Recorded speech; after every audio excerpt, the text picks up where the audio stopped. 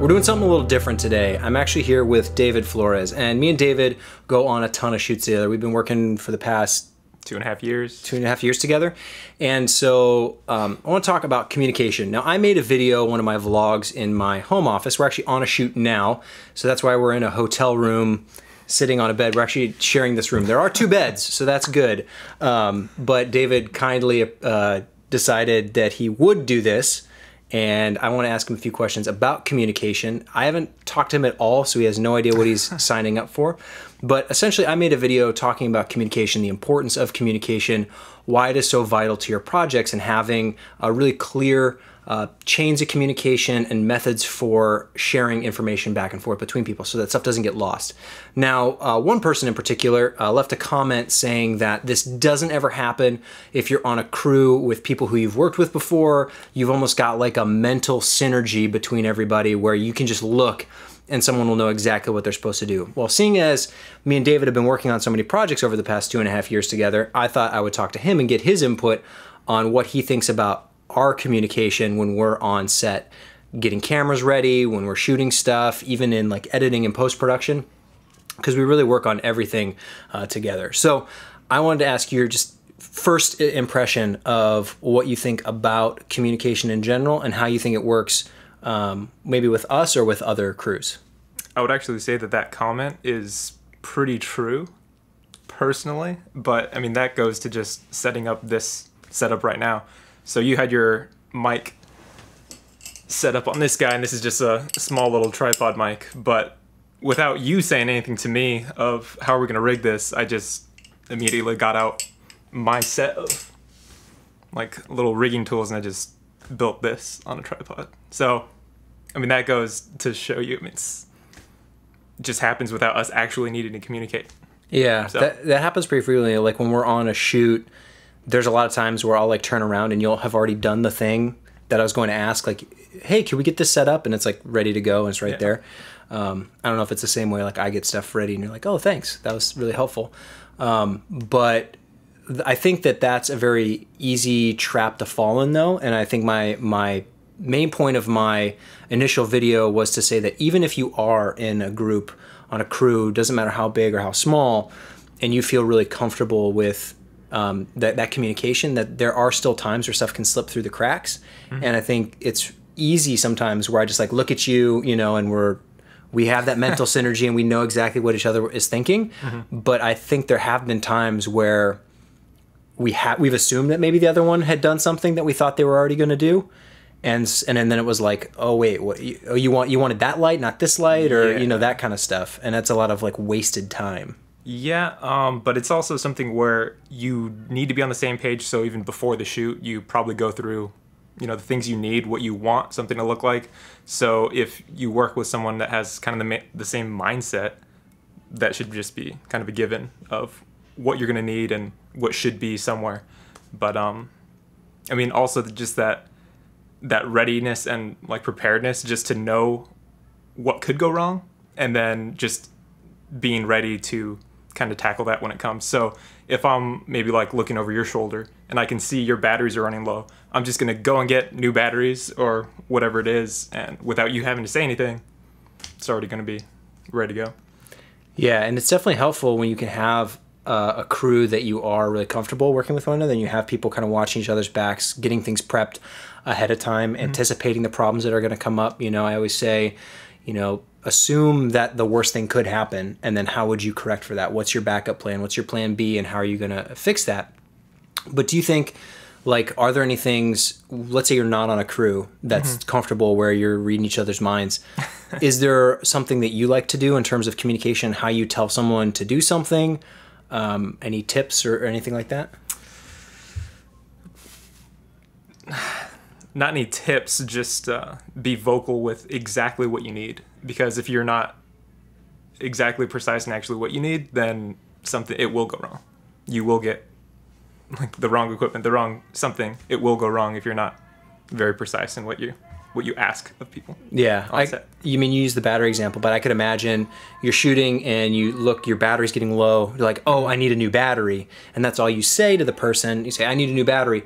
Well, maybe they grab you a battery for the device that wasn't low battery. Maybe you're shooting with LP6s and then you've got GH4 batteries, or you've got some V-mount batteries.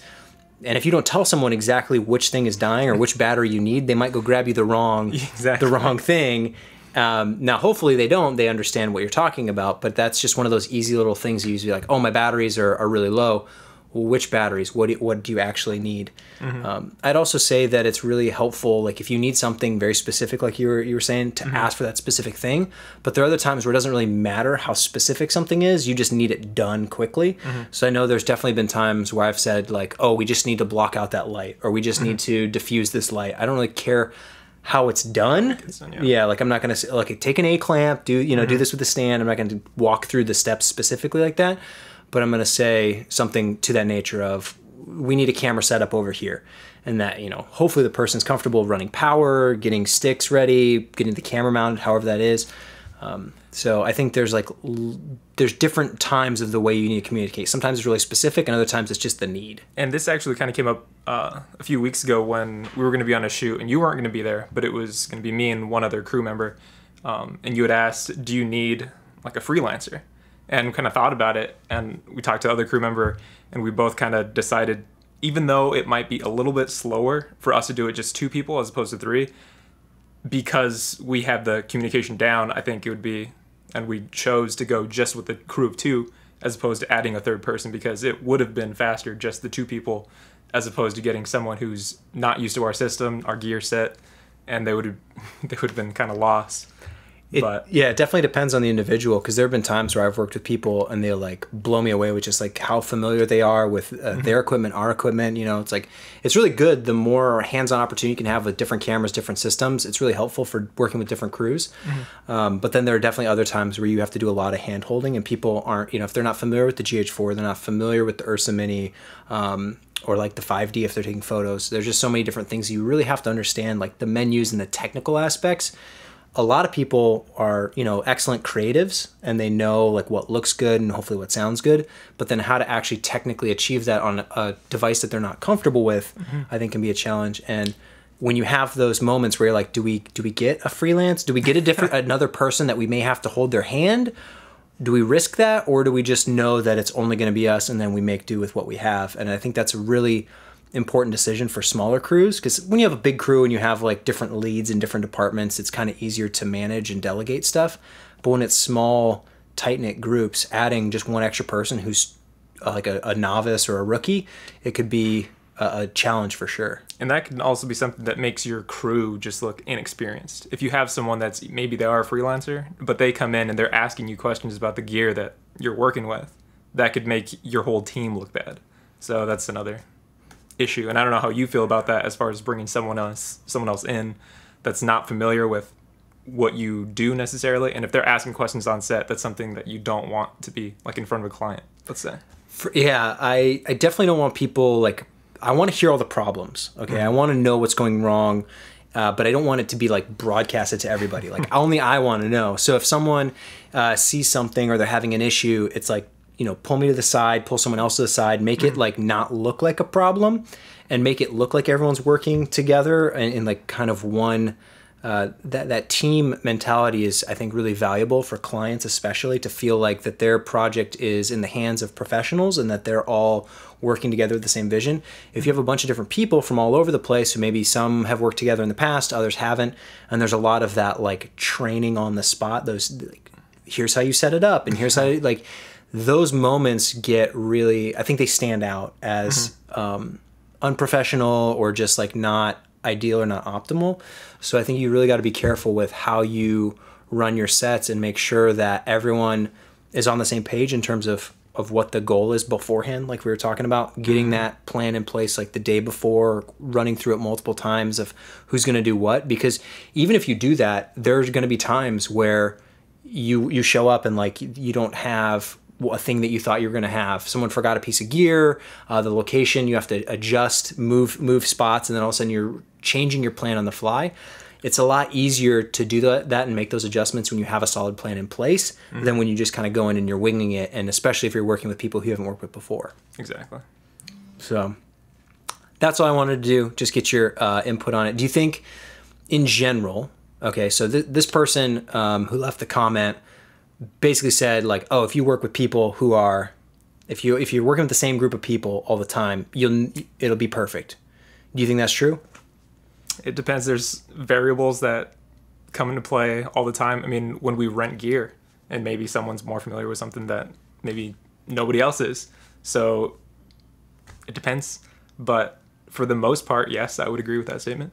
Okay. That if you work with people, then you're almost on that same wavelength, and you can almost read their mind as far as like what you would think that they want. But that's also based on previous shoots. Maybe they like something lit a certain way, so you know for a fact that like, okay, they're gonna want it like this, or vice versa. Yeah, there's definitely a groove you get into, and I think that that's the ideal. You want to work with people who are all comfortable with each other, kind of know how like the DP likes it to look, and so then you can support that, or how the director normally does stuff. It's like you can help out in that, but I still think that in those situations you have to be very careful that you don't just go into that autopilot mode and start making assumptions about what other people are going to want based on previous experience. You still have to kind of check and confirm and make sure that that communication is really on point. That's definitely important in a situation when it's all like new people that you're working with, being really precise, very clear with your communication. But I still think that's important. And that's why I want to talk to you, because we've been doing this for so long. At least it feels like for so long. Like I don't know how many shoots we've actually done together over the past 2.5 years, but it's been quite a few. Yeah. And at first, I mean, it was definitely that learning curve of like getting used to how each other work. But then over time, we start getting in those kind of getting in that groove, getting in that autopilot zone. And I know there have been times where it's like one of us has assumed something about the other one of like what we were intending to do. And then it's like, now we got to take 2 steps back to like correct the assumption. And that was my whole point with the first video about communication, is that you don't want to make assumptions all the time. You can make some if it's like a situation where you're like, oh, he's probably going to need a battery. Like, okay, that's not a big thing. But if you're going to rig a light, build a set up one camera versus another, or put a camera in a very specific configuration, and oh, that's not what I wanted. Like just the stuff where it's like when we're rigging, for example, like a slider or something, like a motorized slider, the time that it takes to get that all rigged, or like the Ronin when we're shooting with the gimbal, getting all that rigged and set up, if you were to do it with like the Ursa, and then it's like, no, I wanted the GH4 there, or like, or vice versa, right? You're doing it with the GH4. Oh, no, I wanted to put the Ursa on the Ronin.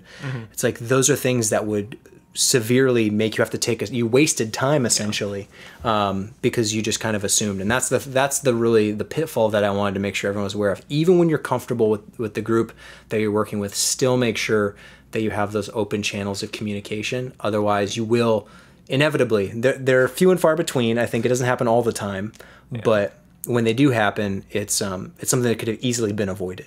Sure. So hopefully that's helpful. Let me know your thoughts in the comments below. I would definitely appreciate to hear your feedback.